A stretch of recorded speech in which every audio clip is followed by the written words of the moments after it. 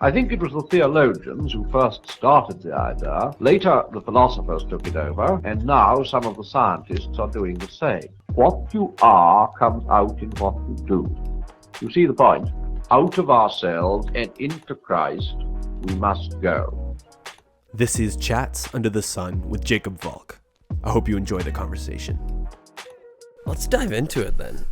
Dude, it has been a while since we've sat down and done a podcast together. And probably the book boys, like about. That's all you want me for now is the books I read. That was probably the last one, right? Yeah, I think so. It's been like 6 months then? Yep.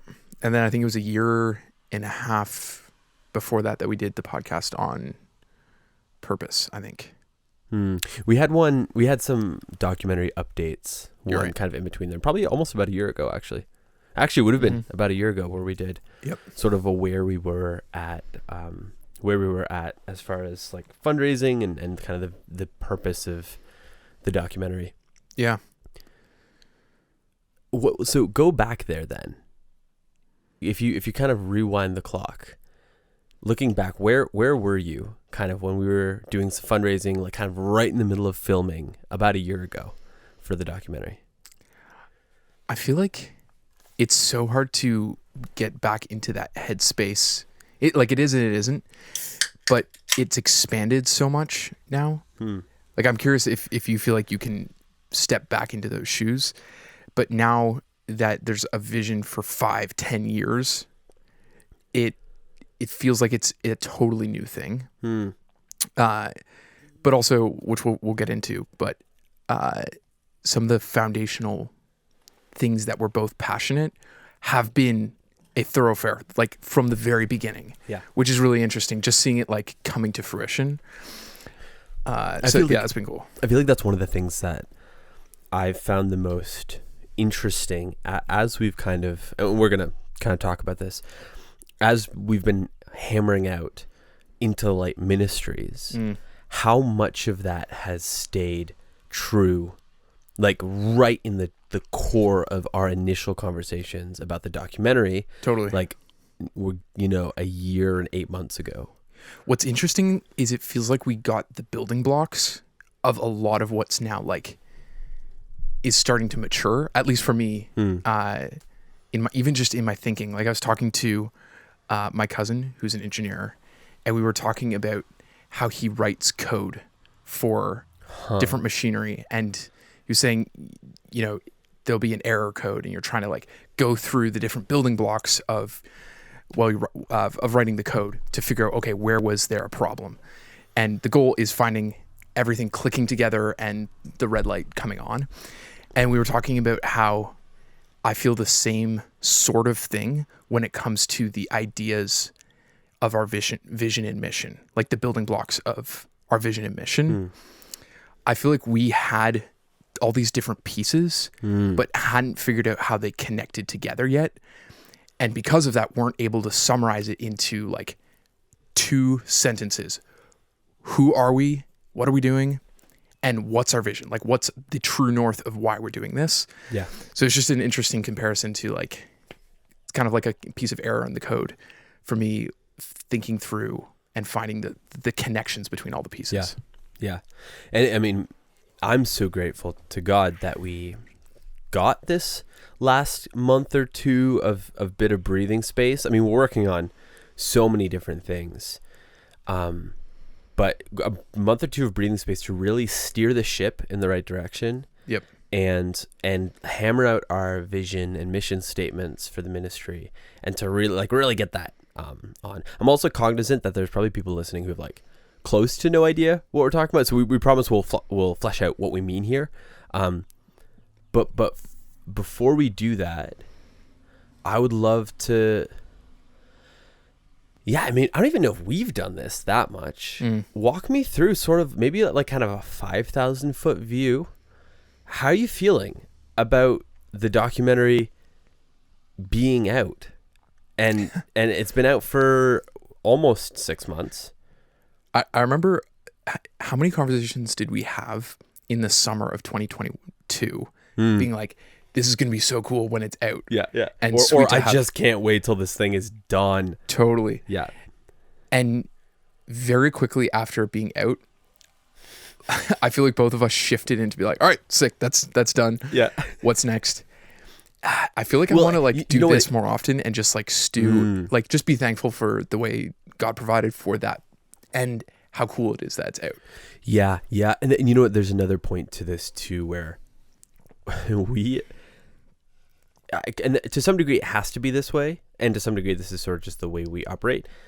By the time we were like 2 months out or a month out from finishing Into the Light, the documentary, we were already very busy architecting the next year, basically. Yeah. Like right in the middle of, so our brains were in a completely different place, oddly enough, when that thing premiered. Totally. And partially that's just familiarity. Like the documentary was not novel to us by the time when it came out. It's like we knew that thing inside out, where I could have quoted the whole thing backwards. How many too. times do you think you've watched it? Oh gosh.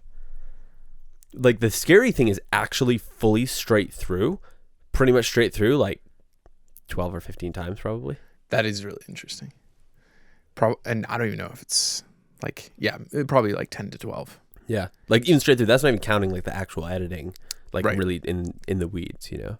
Well, that stuff, like every single scene, I know every single like piece of it because of looking at it Yeah. forever. I mean, every piece of footage, I know what could have been nudged up, down. I know what like filters we applied. I know what has warp stabilizer on it. You know what I mean? People have asked me like, what was your, like what aspect of for editing in different roles? And it's interesting because there's only two of us, you know, so you might take one section more or I might take another section more, but still we're both extremely hands-on with it. So Yeah. there's no part of the documentary that I didn't feel like I had serious input on / my fingerprints on, so to speak. Yep. Yeah.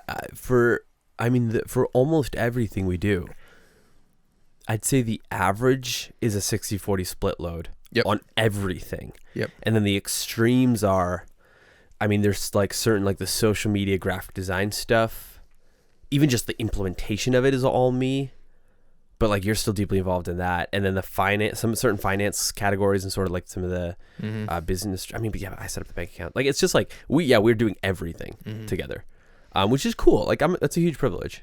And Totally. we were talking about this too. You know, because it's the two of us, there's a few huge perks that come with that. Accountability is one of them. Yep. Because, you know, it's there's accountability in the sense of like, for a lot of reasons, like personal, spiritual accountability, ethical accountability, and work accountability, the quality control and stuff like that. You know, because sometimes when I'm pretty close to being like, just screw it, let's just let this out. You might be like, I'm not feeling good about this, or vice versa. Yep. But then there's also like the fact that doing fun things is like with someone like your closest friend and business partner and all these things means you get to like reminisce about the good times. Totally. You know what I mean? One particular good time that we both have in mind right now that we'll talk about later in this podcast. Totally. The other element that I feel like the first 2-3 months after the documentary coming out was just super focused on what's next, partly because being in school, but also partly just because it's out there, but people are just initially using it. Now we're starting to hear some of the stories and the testimonies, which are so cool. And, you know, that's God pressing it into the cracks of the church and different people. But even just the fact that it's being viewed by over 8,500 people now, it's in usage of churches or small groups, over 200 of them. And it's in 6+ countries. Yeah. It's just like Abu Dhabi, That's India, sick. Australia. And that's just the ones that we've been able to track down. Like who knows what more there could be. Yeah. Which is super exciting. I mean, the thing, it's cool to me that one of the things we prayed about was that it would be used in the context of the local church. And that what's most exciting is that we're easily north of 200 individual churches and small groups across North America and other parts of the world that are committed to using it. Totally. And you know, Even in like counseling places too. Yeah, like CCEF, the BCC, and Inside Biblical Counseling, other places, like using this as either part of their curriculum or homework Yeah, or just like or even recommended. just recommending it. Yeah. It as like as a helpful resource alongside the other stuff that they do, which is awesome. Yeah. So going back to either the Canadian premiere or the U.S. premiere, Which one was your favorite? I just hijacked your question, but I mean, it's really tough to answer actually, because there was something. It's easy because it's so easily the answer is the Canadian premiere. Like, this was our people, right? totally. But yet there was something so fun about the Southern premiere. Like, I wish the people here got to go down there and see how cool it was. And I think too, because with Southern, in a real way, we shouldn't have been able to pull that off. Yeah. Like, there was multiple departments of Southern kind of like, I'll do this, you do this, even though, And the school paid for it. but in a way that was like, you shouldn't just be able to show a movie at Southern as an official event. Yeah. But the people wanted to make it happen. Or the powers that be wanted to make it happen, so they pulled some strings. And I'm grateful. I'm so grateful for that. Yeah, I don't know if it's like, if I had to pick which one I enjoyed more. Both great, but there was something special also about having professors there. People that, especially two in particular that came. I was like, I really, really grateful that you guys came and showed support with that. Yeah. So, yeah, it was super fun. Yeah. What was your headspace like leaving, let's say the first premiere, because that was where we actually got to show the documentary. That day was nuts though. Like, Because we were like back for, 48 hours or something like that? Literally just drove back for that. yeah. Yeah, I think it was a little longer. Maybe a little longer. But we were exporting the final version of the documentary the day of. Yeah. Which is such a classic film story. I'm literally in Lincoln Public Library uploading the documentary so that it's like usable. You know what I mean? Yep. But what was your headspace at? Like, what were you feeling? Not gonna lie, it was kind of stressful. It was awful. It was so awesome. Like, once we got to the end of it and we're like, we're done. We did it. It was showed. You know what I mean? It was so fun. Also, I mean, it was cool having a lot of people saying like, oh, I see the story element that it does this, or I learned this from it. So that was cool. It was also just, I don't know if you had this, very weird to have seen the film so many times, to know it so well and feel like everybody else should know it, but then like show it to 600 people in Niagara, Canada, and then 400 in Louisville, Kentucky. And nobody have known anything about it really before that, aside from like Instagram teasers. So that felt really good to have people actually know what we were doing. Yeah. And even now, like, the documentary is tangible evidence of the kind of stuff that we make now. Yeah. Which is so much easier even just to point people to than what it was before. It feels great to be doing this podcast because this is the podcast we dreamed about doing exactly a year ago. Like, I cannot wait till this thing is done. It's true. And the funny thing too is like, it shows how actually genuinely encouraging many people are, because people believed, like, people supported and believed to the tune of $85,000 that this would be real and it wouldn't absolutely suck. Which is crazy thinking about it in retrospect. It's like, it was a good idea, and we did film with people beforehand before pitching it. Right. However, we didn't even know if some of these things would work. Namely, like putting 6 teaching sections and connecting with a story. It's kind of modular.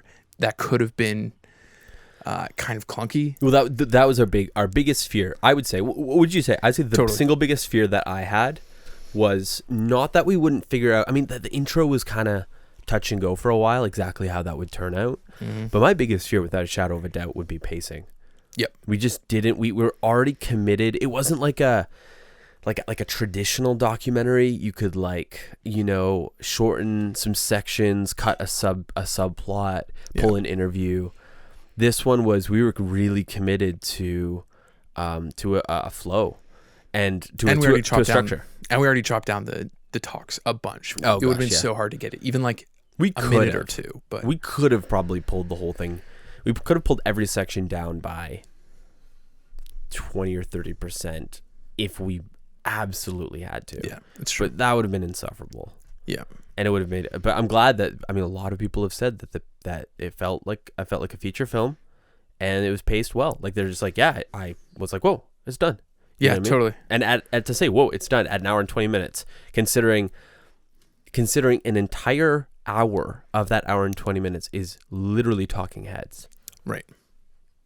I mean, Totally. praise God that worked. I think that was one of the things that I was most thankful to hear at the end, was just that people weren't feeling super roast. Because even that is hard to gauge, I feel like, because we both like to listen to long form content.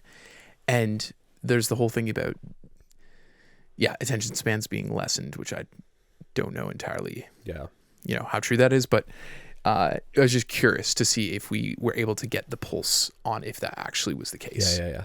So that's been sick. Yeah. Do you have like any stories, like a favorite story as far as like impact that's come out of the documentary in the last 6 months? Yeah. I mean, there's a few. I feel like one of the coolest ones that I heard was, and I think I have the right order of details here, but basically the gist of it is there was a young guy who was at the Asbury revival, and he felt convicted of his pornography addiction, and he came home and told his sister. And he said, sister, confessed, apparently they were very close, confessed to his sister, hey, I'm struggling with pornography. And I feel really convicted by the Holy Spirit. And her sister's friend was there. And the friend said, I heard about this documentary. Let's watch it. And so they did. And I love the fact that I think for this guy, it was really the first time he was grappling with this and like searching for resources and help. Yeah. And that our documentary was like the first introduction to some of the basic steps you need to take to battle an addiction to porn. Totally. And I love hearing that. Like that's so cool. That's just one that's always been, that's been kind of special to me. One that I actually haven't told you this one yet, but that I heard recently was of a group of ladies. I think they're like middle-aged moms watching it together in a discussion group. And like, I don't know if they're using the study guide, but I just assumed they were. So I want to get more details on, how they're using it or why they're doing it. But like, it's just super encouraged that not only guys are doing this, not only young guys, but it's women and like all different ages are using this video series to just nurture accountability, good discussions. Yeah, I had a lady that I know reasonably well at the premiere who said that she's like, struggling with pornography or sexual sin in this capacity, that's not my struggle. But I found it so encouraging and upbuilding and convicting for some of the areas I struggle with. And like that the documentary would have some applicability to stuff outside of pornography is super cool. Totally. I just had this with a friend who shared it with, and he watched it and he said, not only was I helped just with the directly on pornography, but he was saying he saw it applying to other different areas in his life. And he's like, I actually was able to identify other sins in my life that I was like, oh, I need to also be working on this, not just pornography. Yeah. So, I mean, it makes sense. These are like, some of them are just fundamentals of change in general, but I'm pumped that that's what's coming out of it as well. It's because also there are many factors that play into pornography, sexual sin. If this can be highlighting and uncovering some of those other factors, contributing streams, so to speak, that's amazing. One of the things I love too about the doc is like, it's kind of interesting because we're like bragging on the documentary right now, but it's like, which is kind of weird because like we made it, so it's a little flexy, but it doesn't feel like that. At least it doesn't feel like that to me at all. And part of the reason is because, and I love this about working as a team, is I've always felt only so much ownership of the thing in a way that I don't for like my music or now the podcast it's different. The podcast is so collaborative and I love it for that. But like just by the nature of the fact that you and I are at the top of the totem pole of decision making, but it's always you and I and you. Right. And so that I think helps kind of detach it a little bit. Like this isn't my baby. It's its own thing. But also the nature of documentary filmmaking especially what we did as creating a teaching resource, Yeah. is it sits on the shoulders of the 6 and 7, if you include Daniel, and then all the testimonies, Totally. and the actors, and all of the people that like gave their time, their wisdom, their expertise, their money, like and donated. So it's like If you just read the credits, the amount of people that are thanked in there. yeah, and that's not even counting all the people who gave. Yeah, that's so true. like it's so cool because we get to be at the center of like this, of something that doesn't feel like ours, weirdly. You know what I mean? Yep. Documentary, I'm obviously so proud of it, but it doesn't feel like it's mine particularly, you know? Yeah, and I also feel that especially now with having people working for us this summer and just, you know, asking people to be a part of our team, there's an element that it becomes hammering out our vision actually has been so important for me, because I feel like it gives a grounding for why are we doing this? Yeah. And because the vision is bigger than me and is bigger than you, it feels like that's what's going on, not like a personal project. Yeah. Yeah. Which is cool. So maybe let's go there, and then we can kind of float after that, but at least we'll anchor this part down.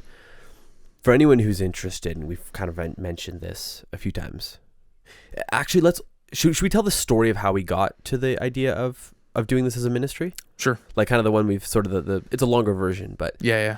So basically this is roughly how it went. We're in the middle of making the documentary, and one of the kind of questions that came to us were like, what's next?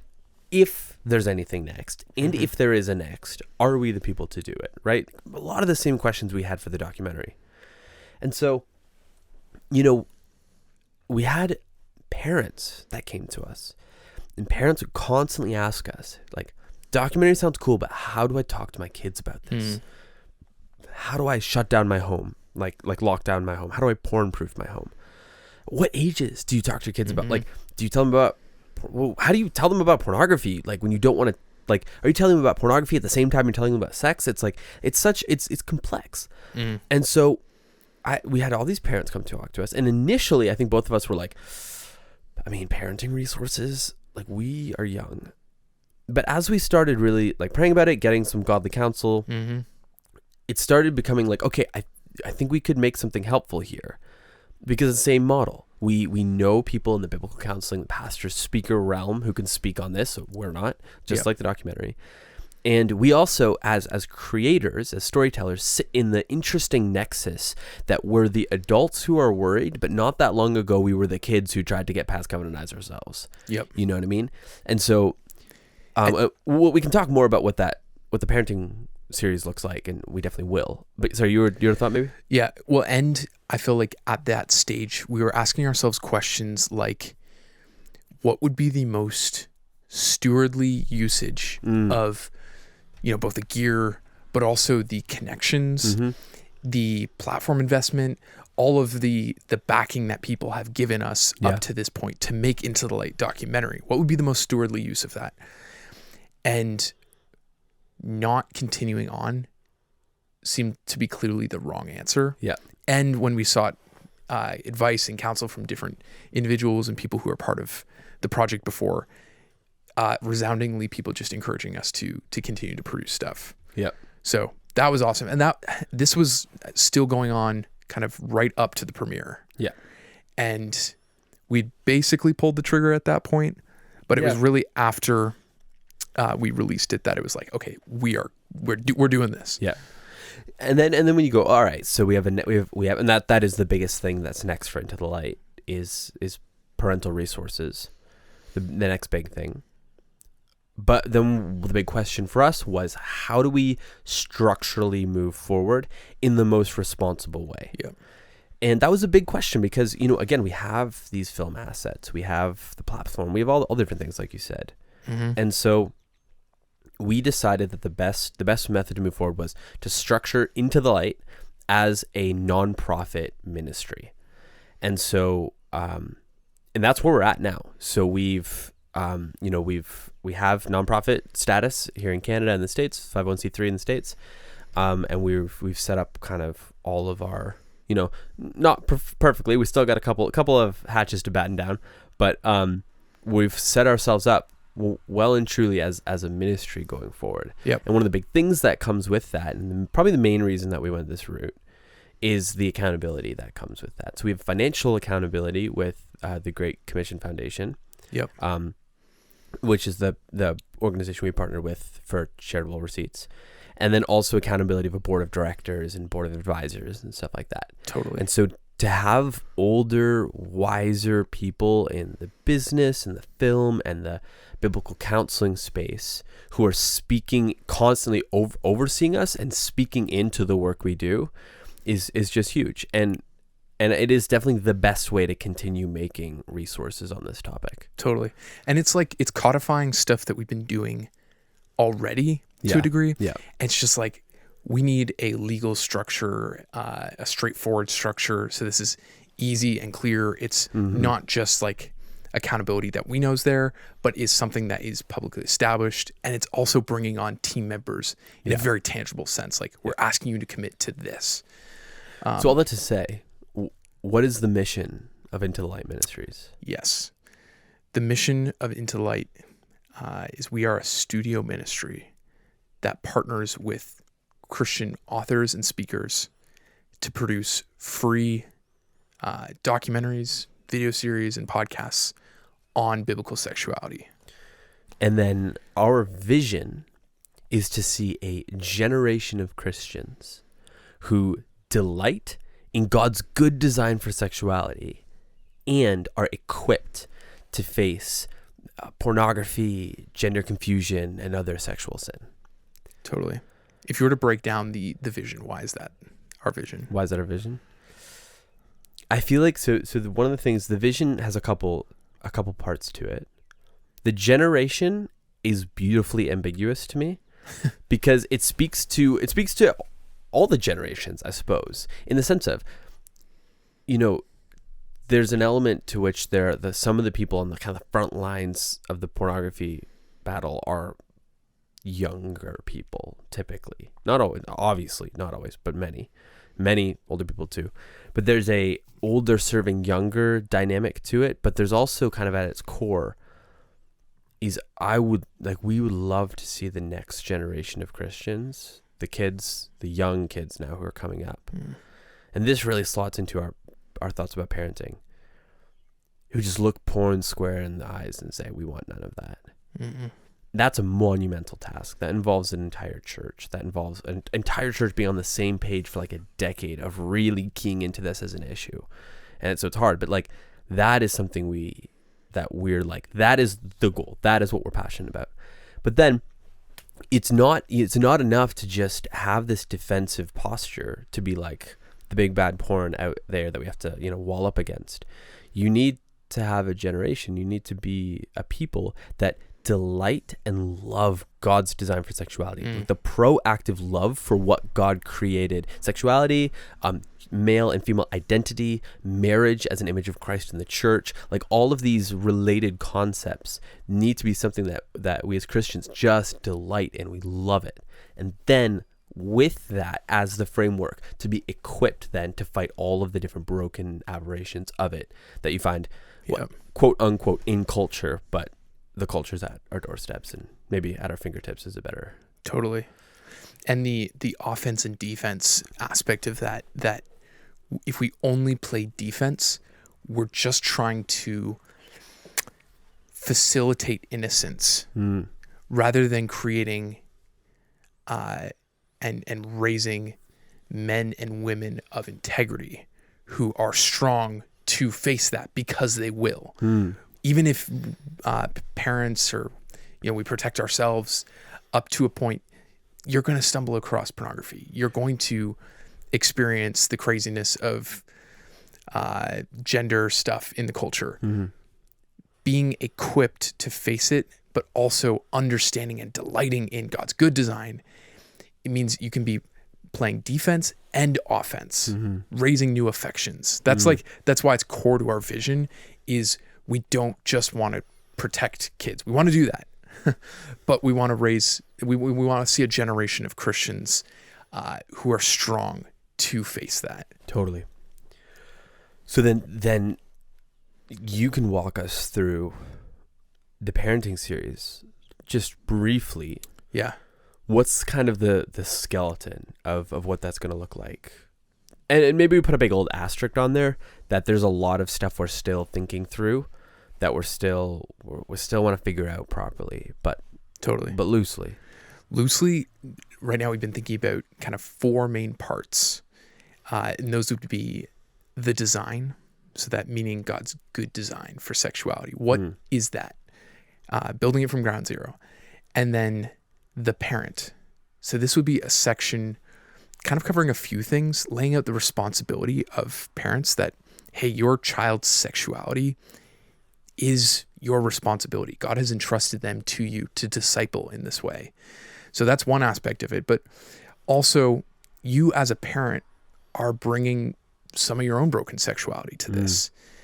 Maybe you struggle with pornography or gender confusion or same-sex attraction or, whatever. Bring your cocktail. You've experienced abuse or brokenness in the past in a number of different ways. And you've got your own, so you're bringing in your own baggage. Have you dealt with that? Have you worked through that in a good way? And not to say that if you haven't, you're disqualified to talk to your kids. Absolutely not. But to go to your children from a place of healing and change is going to be much stronger and better for your children. And also just kind of recognizing that there's all different kinds of parents listening to this. There might be those who are, let's go. We're going to face this issue with my kids. I'm going to talk about it. It's going to be awkward, but it's good. And then there might be the terrified mom or dad who just is like, this is going to be incredibly awkward. I have no desire to go there. Just trying to address some of those broad categories of parents. Yeah. And even someone like who's a single parent for whatever reason, I mean, you're going to come to this issue, this topic with your own set of brokenness and sadness. You know what I mean? And so just kind of recognizing that. And I think one of the things we really want to say with that section is there is no disqualification. No matter what you've been through, what you've done, where you're at, we want to give the most loving kick in the butt and say, like, no matter what, no matter where you're at, you still have a responsibility to talk to your kids. And you can. You know what I mean? And you can. And I hopefully that's something that's we want to craft that's very encouraging to people. Totally. So part 1, the design. Part 2, the parent. Then part 3, the child. And this would be a section probably broken down into age-specific categories, like, age 1 to 4. Here are the kinds of things you should be generally introducing to your to that age group. Some conversations that you should start having with them. And then maybe, 5 to 6 or something like that. This is, start talking a bit more detail here. Go into this topic. Introduce that there are bad pictures on the internet that they might come across. And if they do, that they can always come and talk to you about it. Just things like that. And then going all the way up to, let's say 18, when hypothetically they might be moving out. Yeah. What are the conversations that should happen? Because it's not just one. It's not one sex talk. It's got to be many open dialogues with your children. So that'd be broken up like that. And then the final section would be the home. And now it's getting into like a theology of technology. What are some of the good boundaries and barriers that you should be putting in place to porn-proof your home and to set yourselves up for success? Because what we were saying before about, not just protecting doesn't mean that you shouldn't also protect. And have covenant eyes on the phones. Yeah. And then sort of a part 4B, if you will, second half of part 4, is we'd like to shoot a series of like 30 to 50 laser sharp tutorials on all of the top devices in North America. Your PS4, your Wii, your smart TV, the iPhone, your Android. And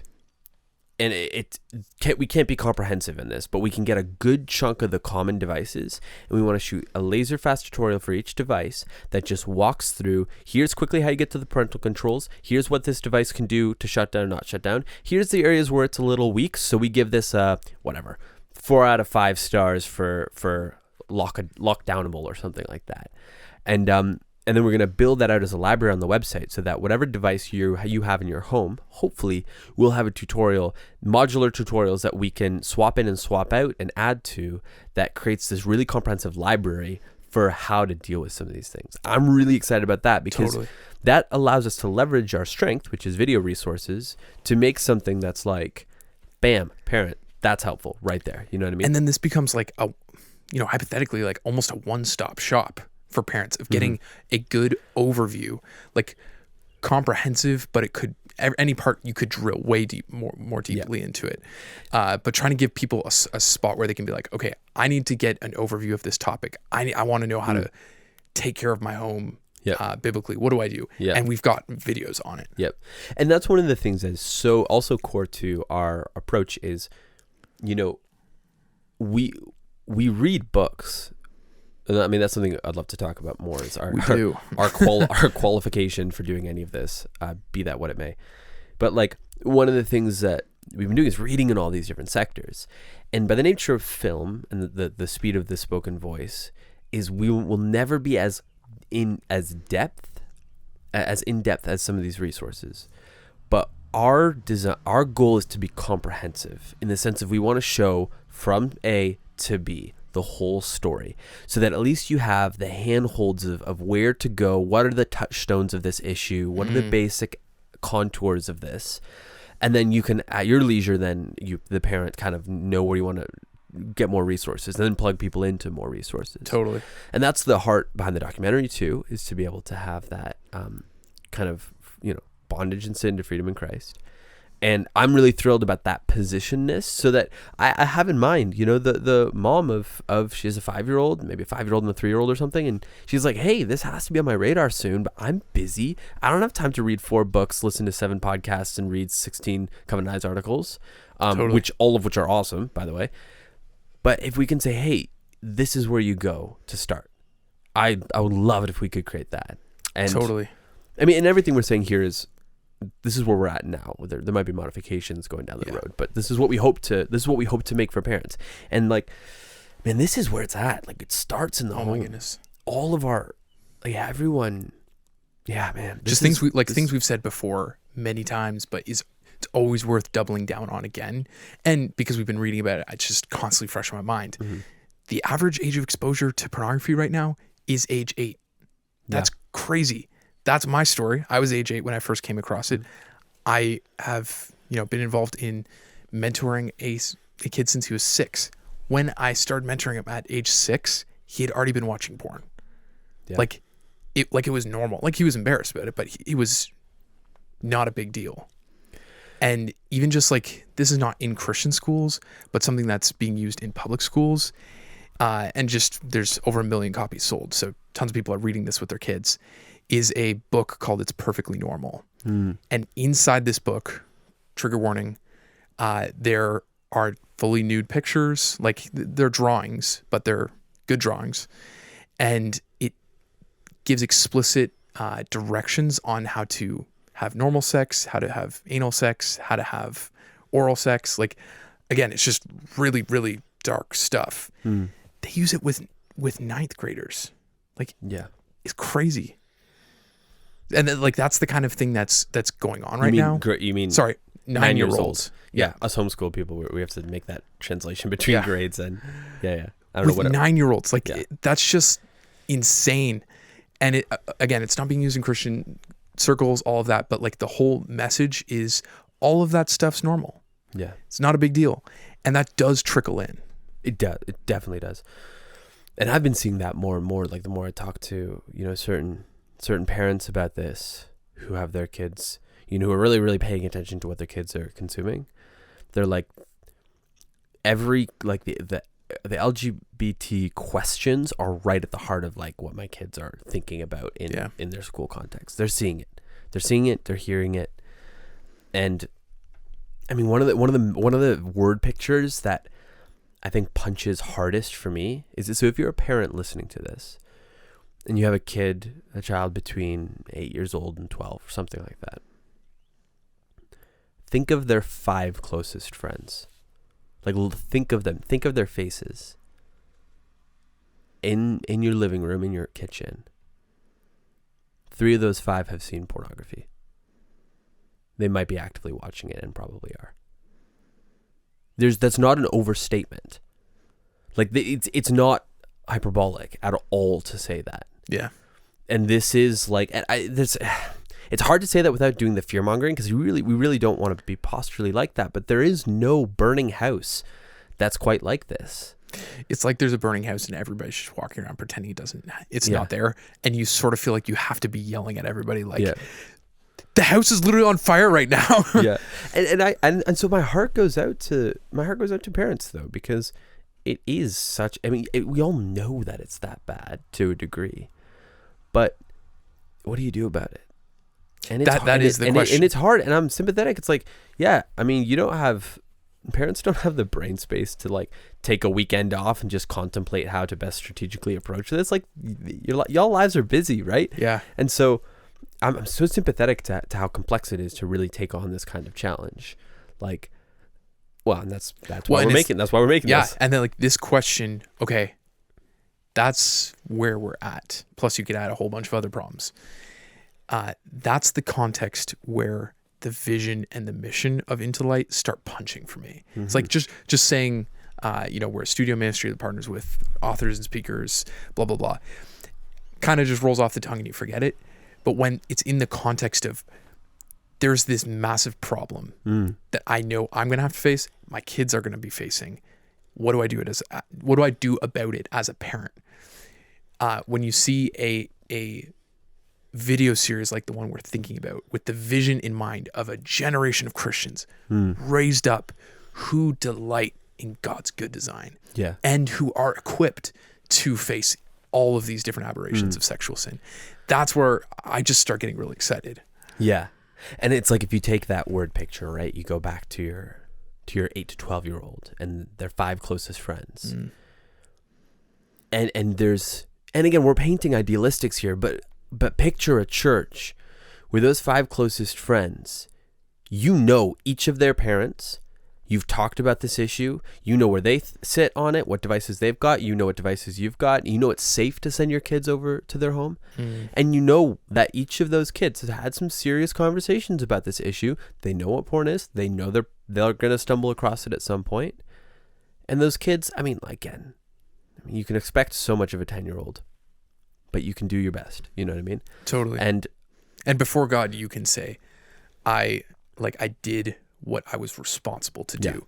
There is never going to be a guarantee. My parents, great. They did so many awesome things right. And I still came across pornography. And because of my own sinful heart, I wanted to see it. So I did whatever I could to keep it in the dark. However, that's not to say that there aren't key things you can do. Well, and this is sort of where my story comes in, is my story, at least in this one area of explicit pornography. My mom told me about this from a young age. I knew I have a distinct memory of my mom.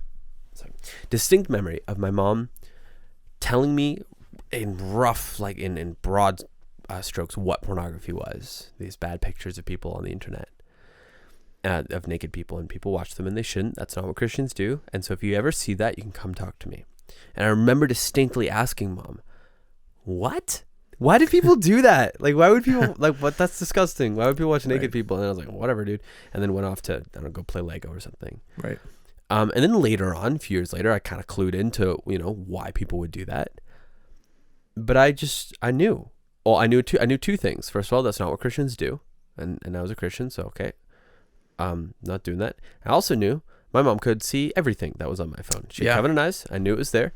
And I could get around it maybe, but I didn't want to risk it. And so maybe the time or two I was pretty curious. I was like, you know what? I don't think that's worth risking it.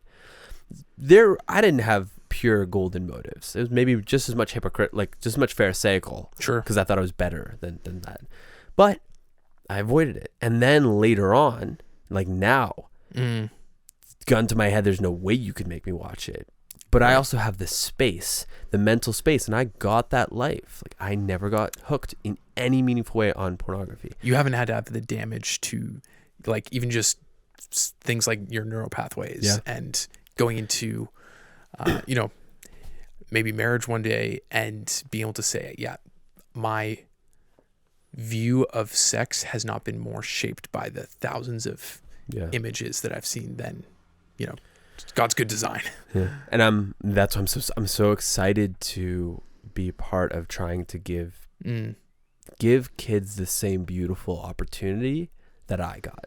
Yeah. And to my mom, and my dad, I'm so grateful that they worked hard to give that opportunity to me. And then ultimately by the grace of God, because Amen. You and I we grew up in very similar homes, and both of our parents tried very hard. You know what I mean? And like you can literally be working on a construction. A friend of mine had this, working on a construction job site, was pretty young, smashed out a wall one time, and there was porn magazines in the wall. It's like it's all over the place. So again, that's the whole vision of not just protected, but strengthened to face it. That's what's coming up. Yeah, man, I'm so excited about this. I'm so excited. I cannot wait for this. And it goes back to our mission statement of we're not going to just be talking ourselves, just like in the documentary where we realized, we can't be the ones to be doing this. There's these authors and speakers that we love.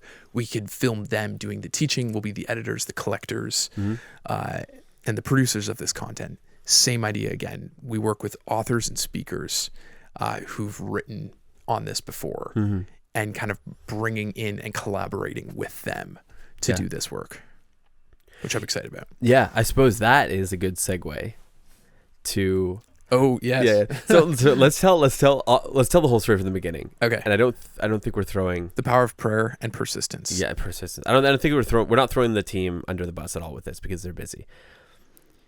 So we go, but I think I'm just trying to make sure I can say all this. Yeah, I think so. Okay. So we go back to almost exactly a year ago. Yeah. And I'm up north. I'm at Muskoka Bible Camp. And I get a text message from Garrett Kell. And Garrett goes... Garrett's a G. Garrett is a wonderful human being. My goodness. We've gotten a chance to spend some more time with him in different ways. He's such a wonderful person. So he texts me. He's like, "Hey, bro, do you have the final person for the documentary yet? Because that's something we've been searching." And at that point, we did. And so we're like, "Yep, yeah, we got them. Thank you so much for asking, man. Appreciate you." And he goes, "Okay, cool." Because I'm hanging out with David Platt this weekend, and I was gonna tell him about the documentary. And I was like, "Well, in that case." Actually, a slot just opened up. So, well, it was actually an interesting conversation because I called you and I remember walking up and down NBC and we were like, what are we going to do about this? Because we both adore David Platt, and he's been so impactful for us in his speaking and with Radical and all the things. Even just for I think this is true for both of us, but I've read a ton of his books. God has uniquely used some of his, even just his preaching, to. For me in my spiritual journey, when it's kind of, I wasn't really taking things seriously. And then when the Lord was working conviction in me to start reading my Bible, to start, loving people, doing evangelism, that was kind of all wrapped up at the same time. And David Platt and John Piper were two people, not people that I had a relationship with, who God used uniquely to encourage me and to, nurture zeal for the Lord. Yep. And that was a key moment in some ways because we both said pretty quickly, we're like, no, we made a commitment to the person who's going to fill that spot in the documentary. We're not going back on that. So we're going forward with that. But something we had genuinely joked about over the last few months, which is, it's so funny, is filming a bonus episode for the documentary on pornography and missions. How your personal purity impacts the nations, because the number one disqualifier for people pursuing overseas missions is pornography addiction. That's straight from the IMB's mouth. And so we're like, could we do that? And so, Garrett's like, hey, look, he kind of was like, look, write up a proposal. I'll get it to them. But no promises. That's kind of all, no promises. That's what I'll do.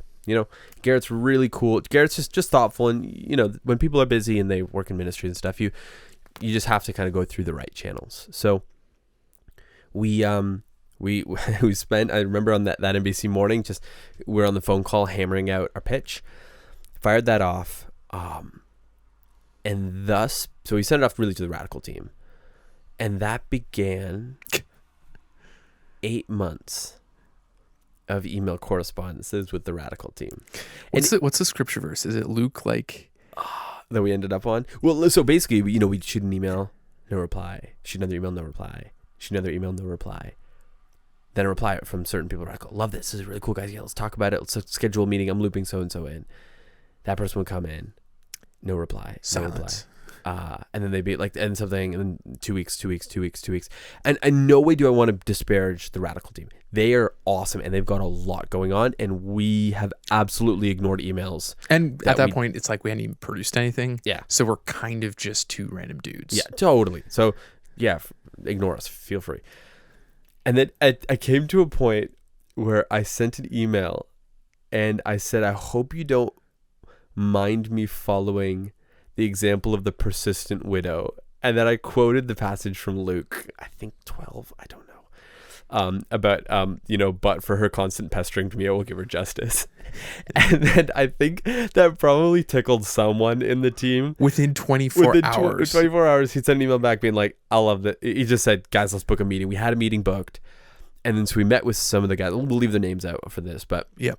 We met with certain people on the Radical team. Really cool group of people. They loved the vision. They were really stoked about it.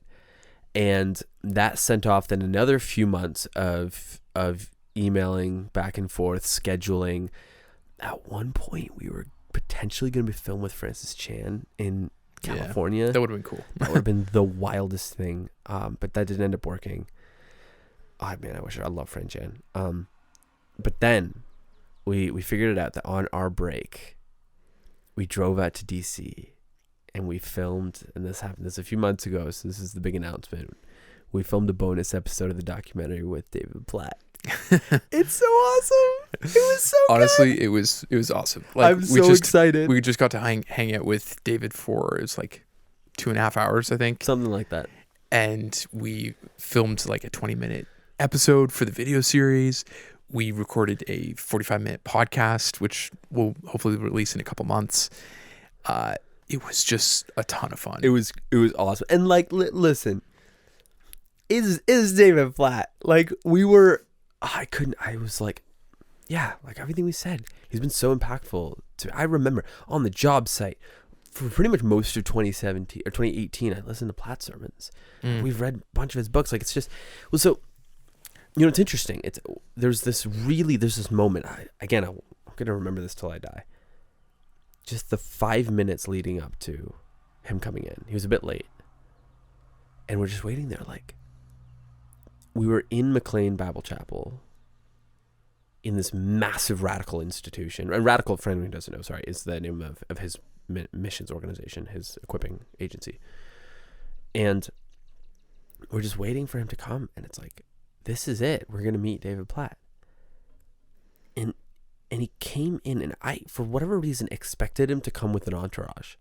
Like, genuinely, this is so dumb, but I expected... That is really funny. I expected him to come with, like, probably a secretary, maybe a couple of interns or something like that, like a few people who were going to, like, sit in with us, right? Yeah. And he just came through a back door, like a door we weren't expecting. Wearing a hoodie. Wearing a black hoodie, and it's just like, hey, guys. Hey, yeah, my name's David, and shook our hands, and just over the next hour or so working with him was so cool because he was so interested and committed to our project, which is a very humbling thing to have someone like him be like, guys, what do you want from me? Like, how best can I serve you with this? What can I say? How do I craft my words to be really helpful for your mission? And he was just so invested. He really helped us with some marketing stuff, which was a huge, huge blessing. Huge blessing. When you're David Platt, you have to be kind of careful. You can't endorse things per se. But he said some stuff that was very encouraging and helpful. Let's put it that way. Totally. On a mic, and he tried really hard to make sure that happened, and I'm thrilled about that. And it was just like, it was one of those meet your heroes moments that was like, oh my goodness, what a thoughtful, godly man. He was really encouraging, prayed with us. It was just very, very cool. We were talking about this a little bit beforehand, but especially afterwards, that you almost don't want to meet your heroes. Because they might let you down. But I'm really, really grateful that we can say he was just a humble, straightforward dude, which is exactly what, like, there's probably people listening to this like, yeah, duh, like you're hyping him up way too much. And maybe that's fair. It's just, he's a really cool guy, super thankful for his ministry. And he was exactly the person he always presents himself to be, which is great and very humble. Again, he prayed for us, was very concerned to like for what we needed, not just like, oh, guys, you got 10 minutes, go. So overall, just walking out of that, like if I could be like that in 20, 30 years, I would love to. And even just thinking about how in Philippians, I think it's 3, it's like imitate me and those who walk according to the example I have. Like he's the kind of guy that I want to like walk according to the example that he's been setting. That's an awesome testimony and one I want to like emulate and live out. Yeah. So that was fun. Yeah, we still have to edit it. Yeah. We kind of basically got back from the trip, threw it on a hard drive, threw that in cold storage, and just got back to work because there's a whole bunch of other burning fires that we had to put on. You know, another thing that we released way later than we should have was the Leader's Guide and discussion questions. Yep. I was not prepared for how excited I would be about those. Like once we actually, and the reason it took so long is because we put so much work in. We put a ton of work, way too much work into it.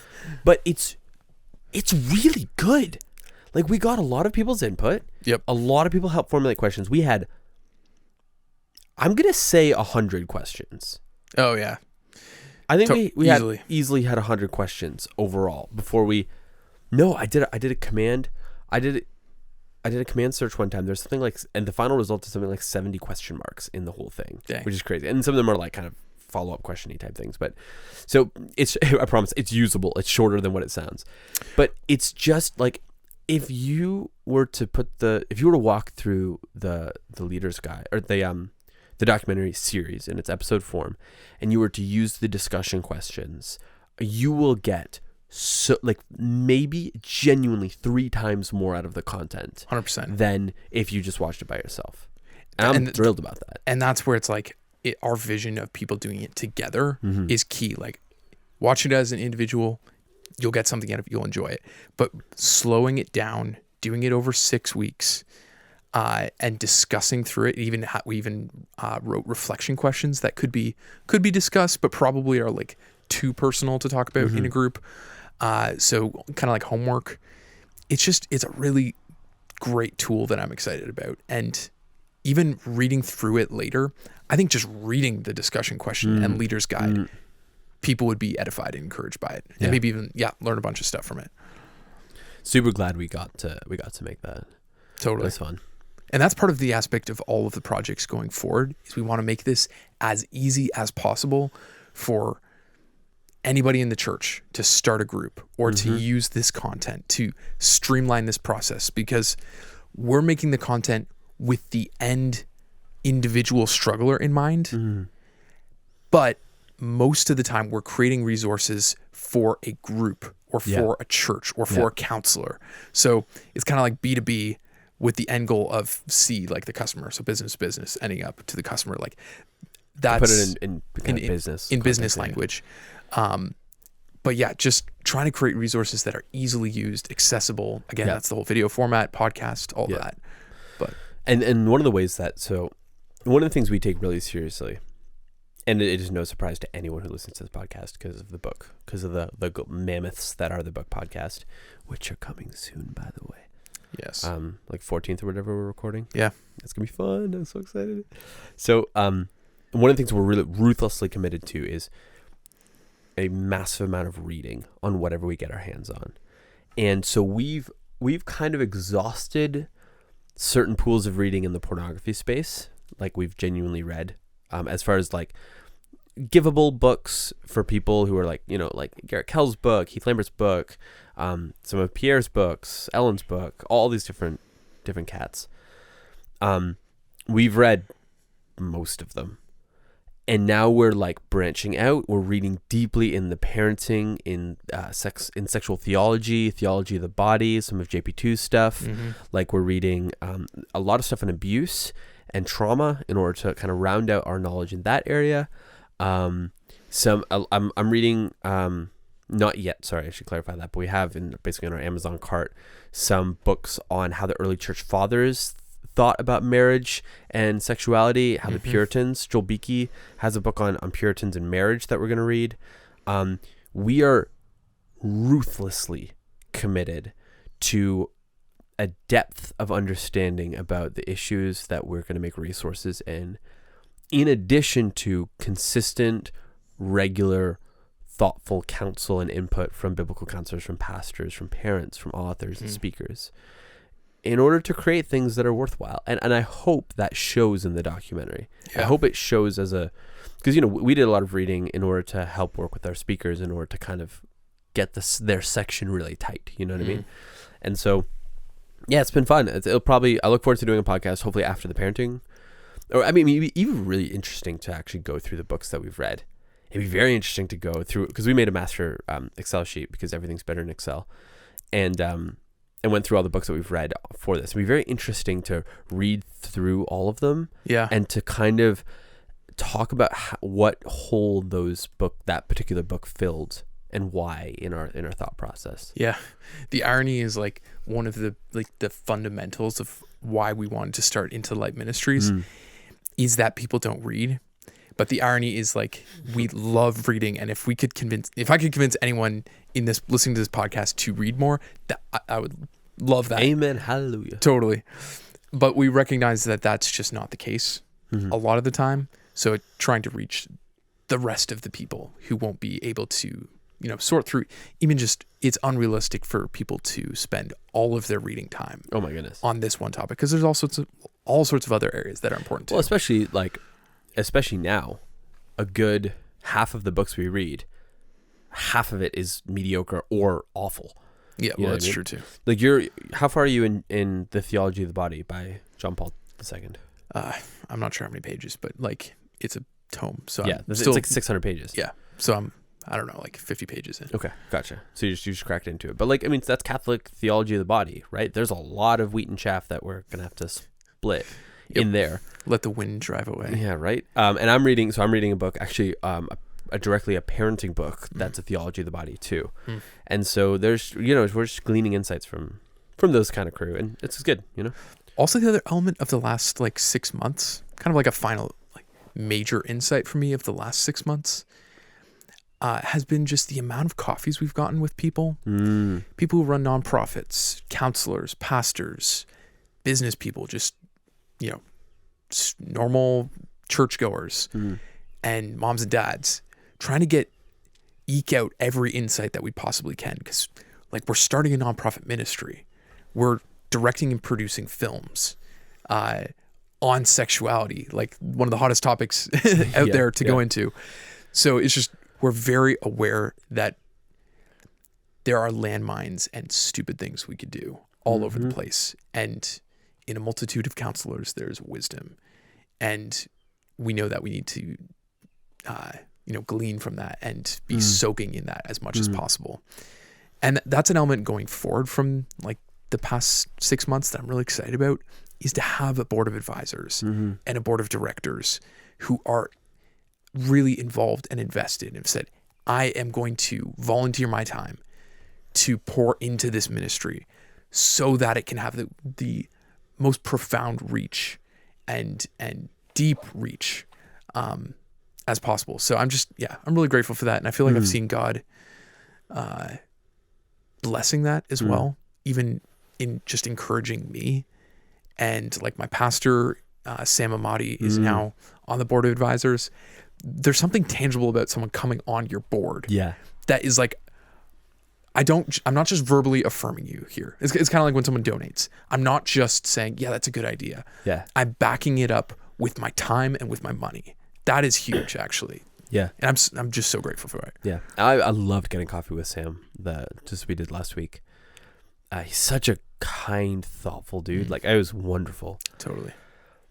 And yeah, I don't know how many coffees do you think we've got over the last month? It was genuinely like 4 a week for me, and Yeah. probably almost the same for you. Yeah. For like 6 weeks. Yeah. And again, we needed every single one of those, basically. Yeah. And again, Southern has had this, and there's some people here that I've gotten coffee with too regularly. It's like, there's an incredible amount of people here: business owners, entrepreneurs, people who've started nonprofits, people in the biblical counseling space, counselors, pastors, all the people. Every one of them has experience. So we sit down and be like, hey, what's it like to structure a board? How would you navigate this particular thorny issue? Here's a structure. What's your 10 cents on that? And then that's allowed us to hammer out stuff. It's fun because when we talk, we are literally just the product of all the smart people that we've managed to talk to. Anything smart is just parroted from either a book or a meeting. Yeah, literally. I suppose, I don't know, is there any other things you want to talk about too? Because I know kind of what the closer of this is going to be, but yeah, it's kind of like what the next 2 months is going to look like for us. Totally. Next month, next 6 weeks or whatever. But is there any other area in kind of this whole,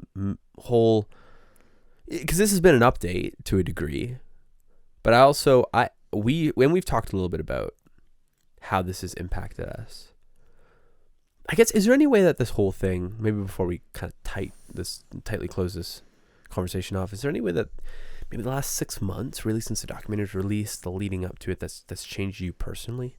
That's a good question.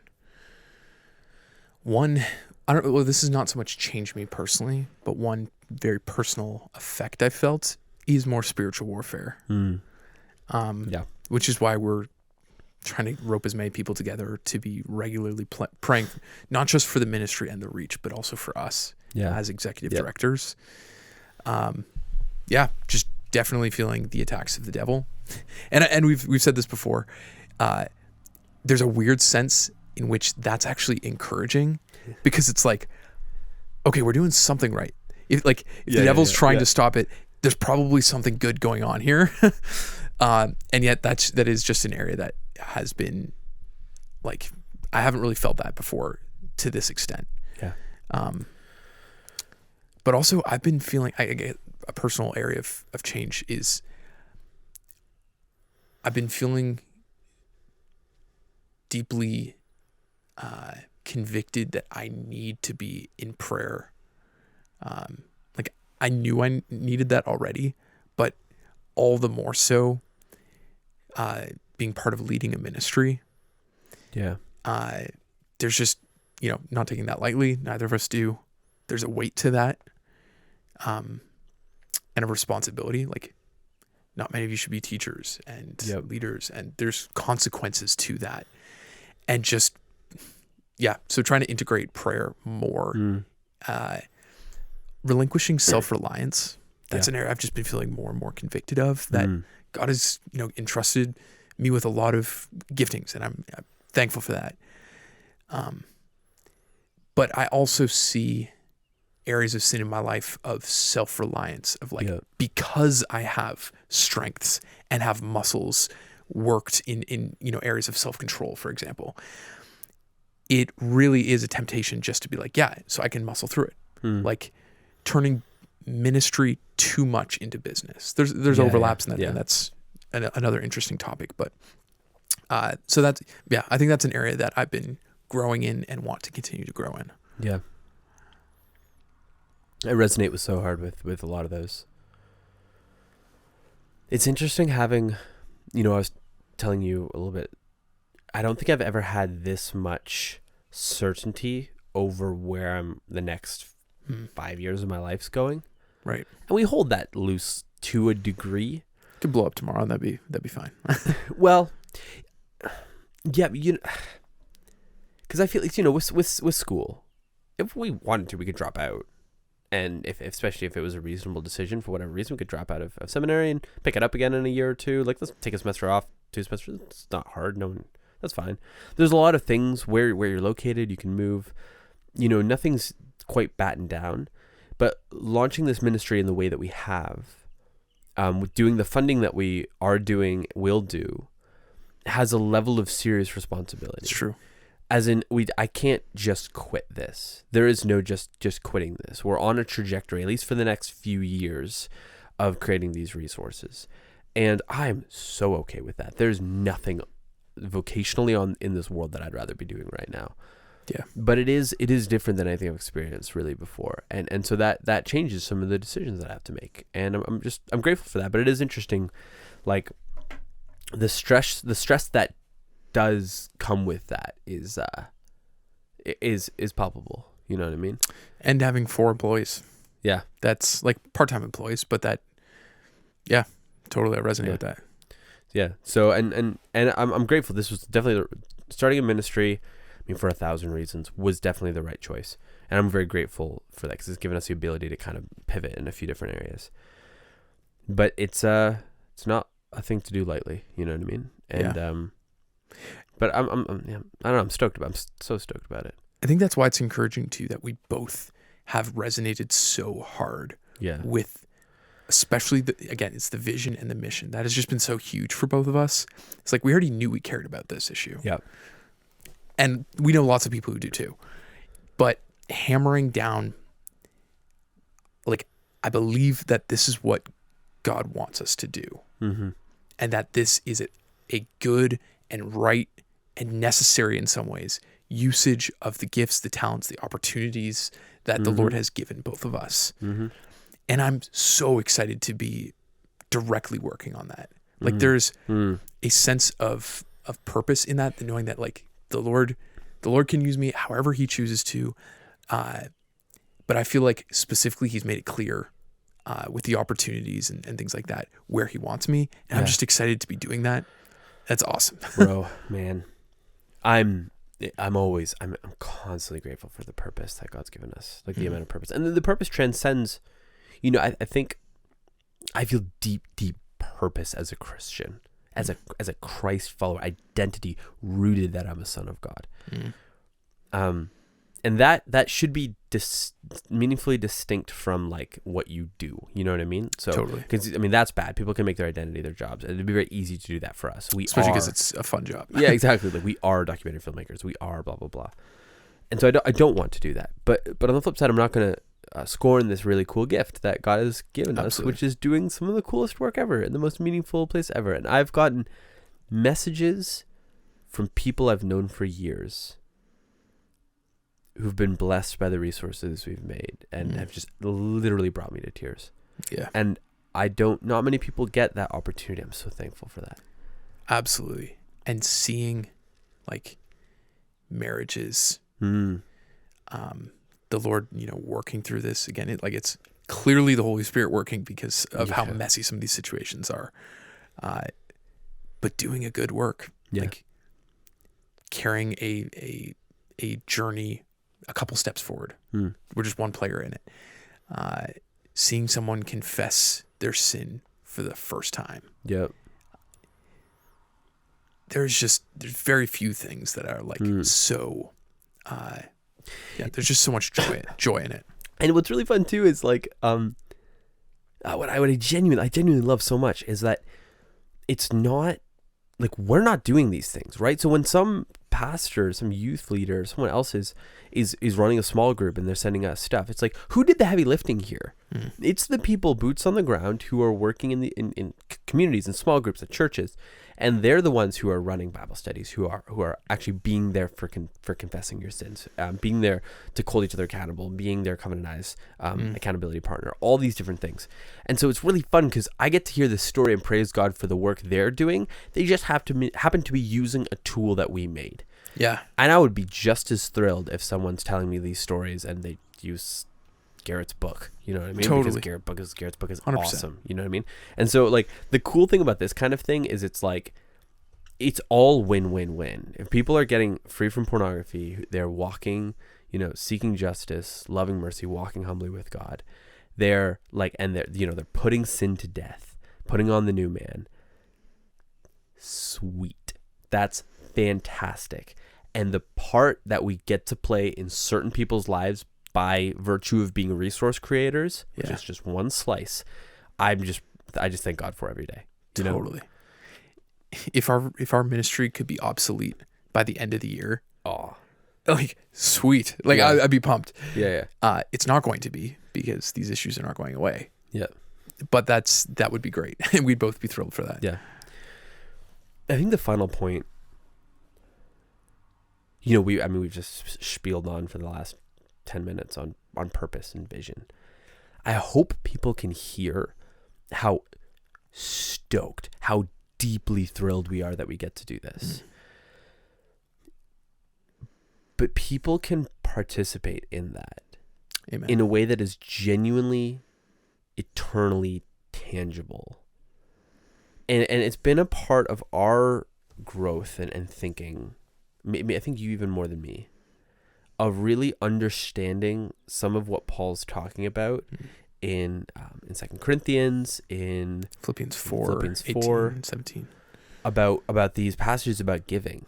And like he has for the church in Macedonia, he just has these glowing praises of the spiritual gifts, like of these gifts, of these like excelling in these works of grace. And Timothy, like he extols the rich to give because, and like, it's just because it's like this eternal reward, like investing in the new life to come.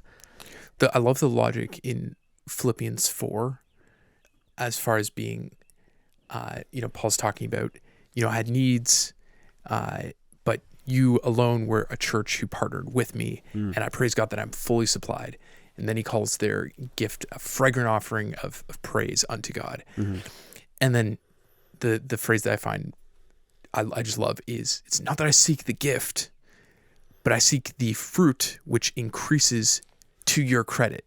And it was like, well, clearly you seek the gift to some extent because you have needs. You're just thanking them for covering them, and that you're like, yeah, now I'm good. Like I'm fully supplied.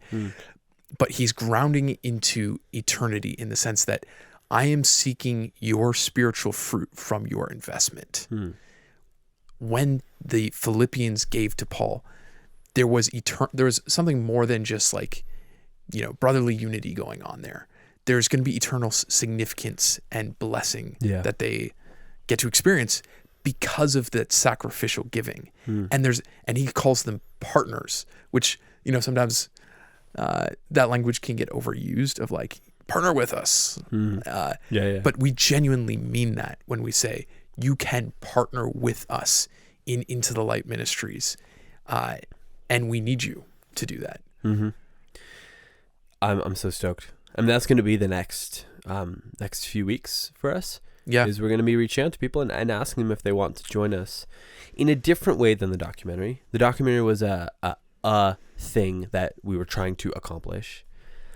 We're going to be asking people in sincerity and in humility to join us as monthly partners, like a ministry, like a proper ministry, with all the tax stuff that comes with that. But I hope people can see, and I hope people will agree, and people have, because I've had these conversations already. We're lit up by this, and I want to make sure I communicate with the people that we're going to be meeting with, and we're going to have dozens of meetings. And there's people who are listening to this, and we're going to reach out to you, likely. That, like, I want to really do as good a job as I can of letting every single person that puts $1 towards Into the Light, what their dollar's doing. That there are people whose lives are changed. I hear the stories. I can think of right now names that like go through my mind of people whose lives were changed because of the documentary that was crowdfunded by half of y'all listening to this podcast. And you guys did that. Like, you gave sacrificially. I know your names. I know who listens to this podcast, and I know half of what y'all donated. And people gave wildly sacrificially. And I mean, people's lives were changed because of that. And so I don't know if we did the greatest job necessarily of telling people that. I mean, busyness and stuff over the last year. But that's an area that we both know that we dropped the ball to some degree and want to be better at, is plugging people into the stories of grace, the stories of change that we're getting to hear the echoes and reverberations of, but we want that to continue out, not stopping with us. To those who donate and support regularly. And I'm I'm genuinely convinced that I don't think there's a better investment you can make. I mean, if you have can you think of a more meaningful way to spend $100 a month? Yeah, there are few issues that are so pressing and facing, like there are so many gospel ministries, Amen. so many places that are worthy investments of the dollar. We just really believe that this is one of the most important areas and one of the biggest areas of need in the church. Mm-hmm. So absolutely, we are asking, would you consider joining our monthly team of donors and investing into eternity through this ministry? Yeah. I mean, if you're listening right now, and you don't want to wait for a call for us, and you'd like to join our monthly team, you can go to intothelightministries.ca or intothelightdocumentary.com, either one. And there's a giving tab, and you will be forwarded to the Great Commission Foundation or Friends of the Great Commission if you're in the States, and you can join our monthly team. And once you do, we'll reach out to you, and I mean, if you want to join monthly, we'd love to get coffee with you and just tell you about what we're up to, and we want to pray with you, and you're joining a team, and we want to treat you like that. So, yep. And Soli Deo Gloria. Amen. It's been a lot of fun so far, and I'm just really excited. Amen. And bro, I'm glad that I get to do this with you. Let's go. Cool. Let's wrap it up here.